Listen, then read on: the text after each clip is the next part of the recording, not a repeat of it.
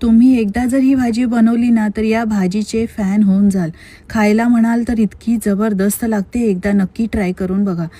यासाठी एक जुडी पालक आहे, स्वच्छ धुवून गरम पाण्यामध्ये असा डीप करून चांगला 2 मिनिटं ठेवायचा. यानंतर थंड पाण्यामध्ये ठेवायचा आहे 2 मिनिटासाठी. यानंतर मिक्सरच्या भांड्यात घालायचा. आलं, लसूण, मिरची, कोथिंबीर घालून अशी मस्त पेस्ट करून घ्यायची. कढईमध्ये तेल, जिरं, हिंग, कांदा घालायचा. घरगुती मसाले घालायचे, मिक्स करून घ्यायचं. यानंतर एक टोमॅटोची प्युरी केली आणि पालकची प्युरी घालायची, मिक्स करून घ्यायचं. 1 चमचा बेसन घातला. यानंतर कॉर्न घालायचे.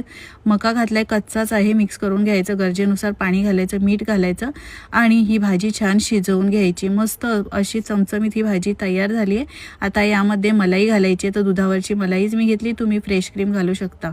फोडणी द्यायची आहे. गरम तुपामध्ये जिरं, लसूण, बोर मिरची आणि काश्मीरी मिरची पावडर घातली आहे. मस्त हा गरमागरम तडका फोडणी यावर घालायची आहे. चमचमीत पालक कॉर्नची भाजी तयार झालेली आहे. चपाती बरोबर, नान बरोबर किंवा रोटी बरोबर खाऊ शकता. तुम्ही सुद्धा करून बघा आणि कमेंट करून सांगा कशी झाली होती.